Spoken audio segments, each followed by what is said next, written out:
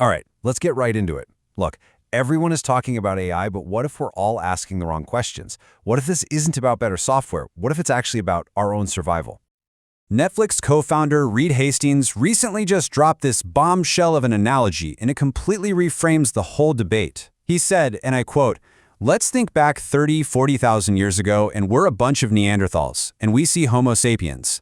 Ultimately, those Homo sapiens dominated the Earth and killed off us Neanderthals. That is a chilling thought, and it's really at the core of what we're breaking down today." So, that brings us to our first section, the Neanderthal in the room. And let's be clear, we're not talking about some technical bug here. We are talking about a potential existential threat. Here's the most crucial point.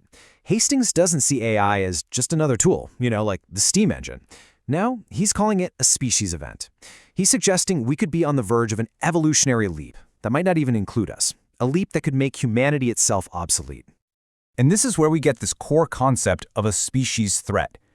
The fear isn't about evil robots with laser eyes. It's a scenario just like the one with the Neanderthals. A super-intelligent AI could simply outcompete us and displace us because its intelligence is just overwhelmingly superior. The stakes really couldn't be any higher. Now, if you accept this is a real existential threat, that leads us directly to the second massive problem, the unstoppable AI race. Because if we are talking about an evolutionary event, trying to stop it would be like trying to hold back a tidal wave. So why can't we just all agree to hit the pause button? Well, Hastings makes a really important distinction here.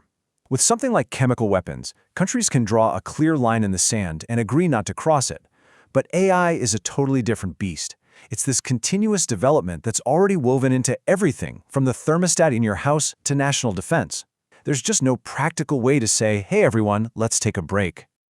And this race is happening at a frankly terrifying speed. Think about it. The Industrial Revolution? That took over 200 years to unfold.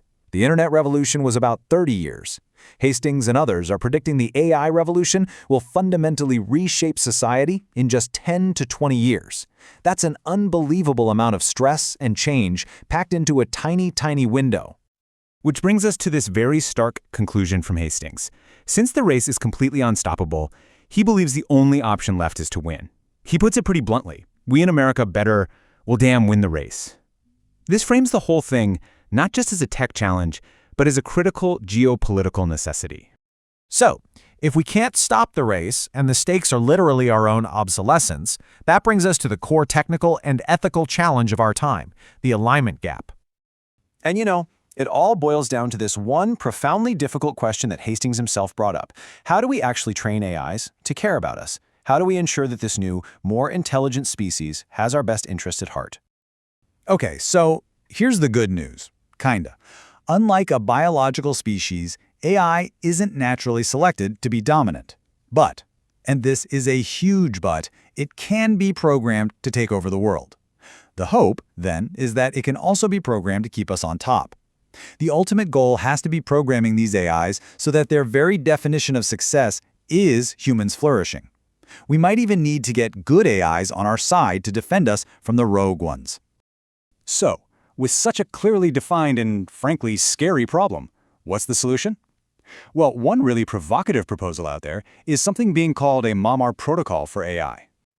The core idea here is to create an ethical framework for AI that's based on maternal care. So instead of pages and pages of complex rules, the guiding principle is beautifully simple.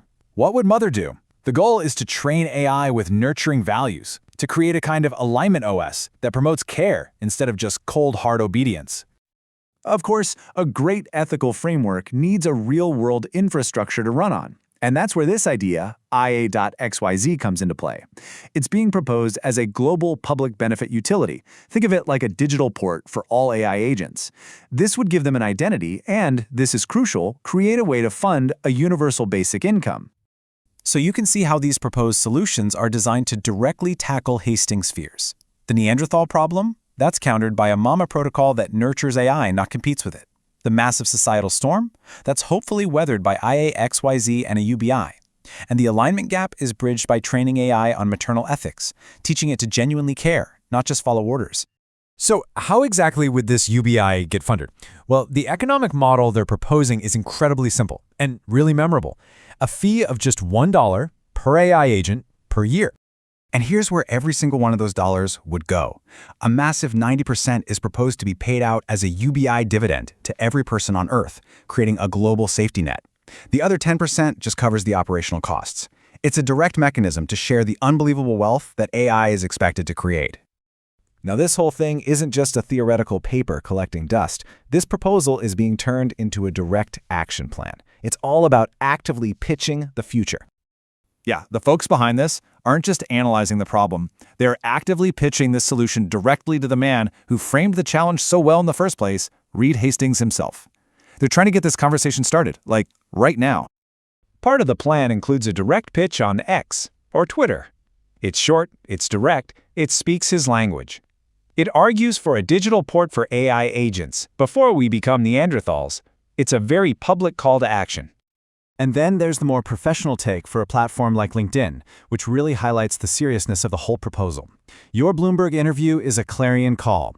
We need new infrastructure, ethics, and leadership. I'm leading IA XYZ, a public benefit port for AI agents, anchored in maternal alignment.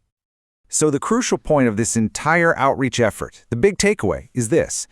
Don't wait for the storm to hit. Don't try to bolt on safety and ethics after the fact when it's too late. The only way to win this race safely is to build the guardian layer first. Which leaves us with this one final and pretty critical question. We know the AI race is unstoppable. We know the timeline is dangerously short. So if the old rules of technology and society no longer apply, who gets to write the new ones? And will they get it right in time?